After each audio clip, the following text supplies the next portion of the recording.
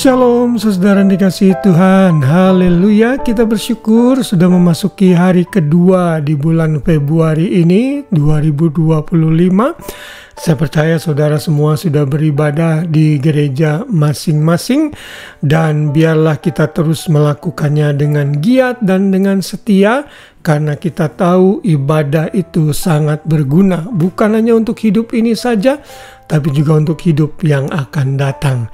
Dan di sepanjang bulan ini kita akan belajar dan masih belajar mengenai hikmat dan kebijaksanaan.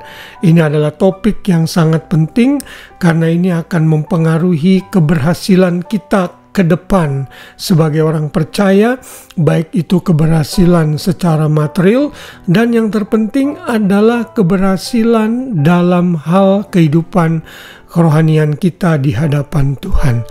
Hari ini kita akan belajar mengenai sumber hikmat yang paling utama yang perlu kita miliki, yaitu takut akan Tuhan.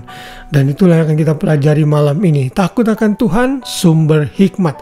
Kita akan membaca ayatnya di dalam Ayub 28 ayat 28. Tetapi kepada manusia ia berfirman, sesungguhnya takut akan Tuhan itulah hikmat, dan menjauhi kejahatan itulah akal budi. Saudara, Ayub memberikan kita definisi yang sangat jelas sekali bahwa takut akan Tuhan itu identik dengan hikmat.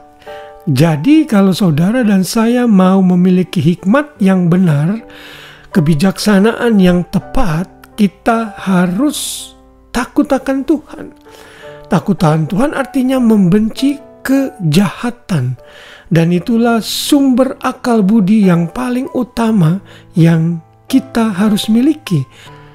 Karena itu kalau kita mau disebut orang yang berhikmat dan bijaksana, kita mesti hidup dalam takut akan Tuhan. Karena takut akan Tuhan akan membuat kita mengerti apa yang Tuhan mau dalam hidup ini. Amsal 9 ayat 10 yang saya sudah jelaskan kemarin bahwa Amsal ini ditulis oleh Salomo dan berisi banyak hikmat Tuhan.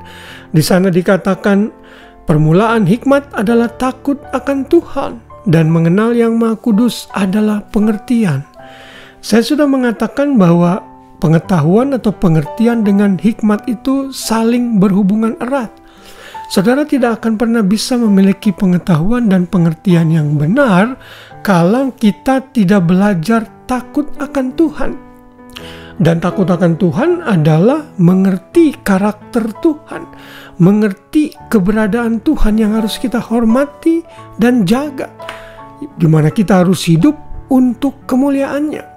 Saat kita mengerti akan hal ini, maka hikmat akan benar-benar hadir di dalam diri kita. Mengapa ada banyak orang yang mengklaim dirinya sebagai orang Kristen tetapi seringkali membuat banyak kesalahan dan keputusan-keputusan yang tidak tepat? Mengapa? Karena dia tidak belajar hidup takut akan Tuhan. Dia menomorduakan Tuhan. Bahkan dia melanggar perintah Tuhan dan melakukan hal-hal yang mendukakan hati Tuhan. Orang-orang yang seperti ini sekalipun mengaku dirinya orang Kristen tidak akan pernah bisa memiliki hikmat yang sempurna. Karena hikmat yang sempurna hanya didapat di dalam hidup takut akan Tuhan. Pemazmur juga menyatakan hal yang sama. Dalam Mazmur 111 ayat 10 di sana dikatakan permulaan hikmat adalah takut akan Tuhan. Semua orang yang melakukannya berakal budi yang baik. Puji-pujian kepadanya tetap untuk selama-lamanya. Sekali lagi dalam ayat ini, seperti apa yang Ayub katakan, ditekankan bahwa semua orang yang melakukan hidup takut akan Tuhan itu berakal budi yang baik. Ini sumber pengetahuan. Saudara, yang saya maksudkan dengan pengetahuan di sini bukan pengetahuan hanya secara sekuler atau akal dan kemampuan berpikir kita.